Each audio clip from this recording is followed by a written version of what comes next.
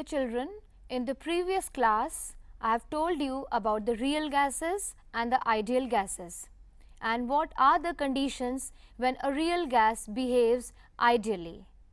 We also studied about the kinetic molecular theory of gases. Now, in today's topic, we will study about the liquid state and some of its characteristics. Liquids.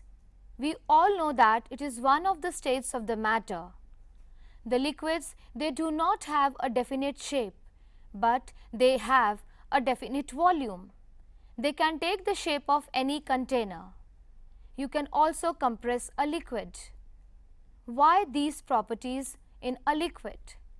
It is just because the intermolecular forces and the thermal energy is of intermediate conditions as compared to the solid and the gaseous state. One very much remarkable property of the liquid is that the liquids can flow. This is known as fluidity. It is just because the molecules of the liquid can flow past each other. The vapor pressure. When we take a liquid, a volatile liquid in an open container, it will evaporate and the vapors will get mixed up into the air. At that time or in this condition, we cannot measure the vapor pressure. But if we will take a closed container, then the vapors will not escape into the atmosphere. The vapors will accumulate on underside of the lid. And these vapors will now exert pressure on the surface of the liquid. This is vapor pressure. With time, the vapors will increase and the vapor pressure will also increase. An equilibrium will be achieved, and at equilibrium, the rate of evaporation will be equals to the rate of condensation.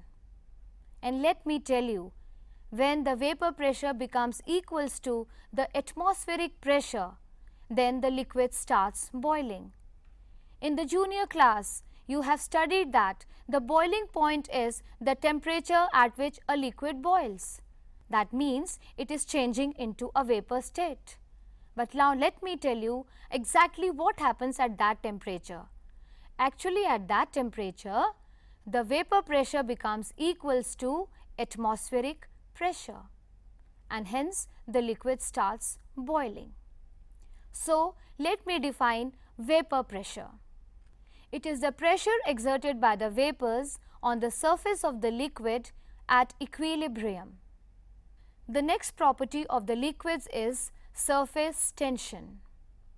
Dear children, you must have observed that the liquid droplets are always spherical in shape. Why these liquid droplets are spherical in shape? The reason behind is the surface tension. The liquid has the tendency to have the minimum surface area, and the sphere is the geometrical shape which has the minimum surface area. You can also observe that the falling liquid drop also has a spherical shape. Or there is one more property for which surface tension is responsible. You have seen when you drink the cold drink, the liquid or the concentrate, it rises up into the capillary. It is just because of the surface tension.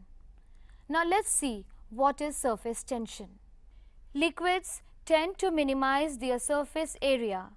The molecules on the surface experience a net downward force and have more energy than the molecules in the bulk, which do not experience any net force. The energy required to increase the surface area of the liquid by 1 unit is defined as the surface energy. Just because of the surface tension, the surface of the liquid acts as a stretched membrane, and the unit force which is acting downward is known as the surface tension. Its unit is joules per meter square. Surface tension is defined as the force acting per unit length perpendicular to the line drawn on the surface of the liquid.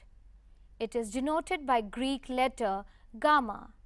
Its dimensions are kg per seconds, and its SI unit, it is expressed as Newton per meter square.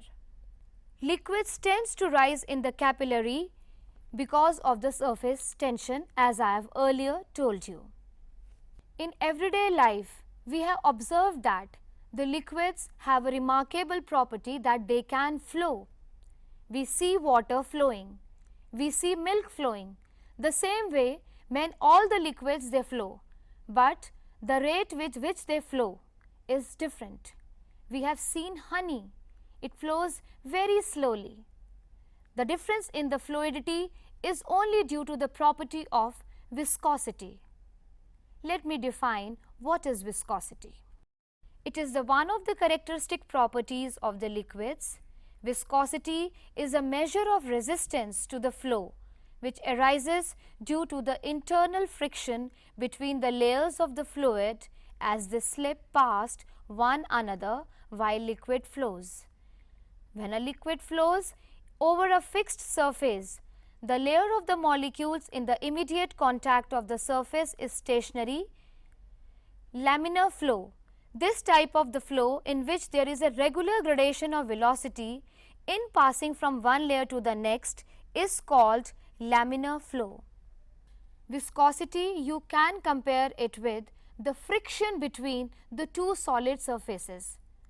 When we play carom, we sprinkle powder just to reduce the friction between the surface of the carom, that is the carom board, and the coins, so that the coins can slip very readily. If this force of friction between the layers of the liquid is very large, that is viscosity is high, then the liquid will not flow as freely as compared to the liquid in which the force of friction is less. Greater is the viscosity, the more slowly the liquids flow. Viscosity of the liquids decreases as the temperature rises because at high temperature molecules have high kinetic energy and can overcome the intermolecular forces to slip past one another between the layers. Just now we studied that viscosity can be decreased with the increase in the temperature.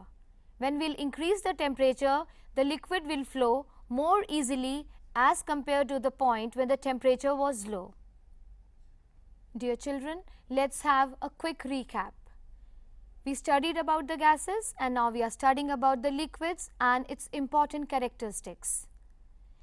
Just one of the most important characteristics which we studied now is the fluidity, the property of the liquid to flow. It is due to the fact that the molecules of the liquid can flow past each other. We also studied about the vapor pressure, that it is the pressure exerted by the vapors on the surface of the liquid at equilibrium. We studied about the surface tension which is responsible for the spherical liquid droplets, and the viscosity, that there is also a force of friction between the layers of the liquid, and that is why some liquids flow very readily and some liquids flow very slowly. I hope you have all understood these concepts.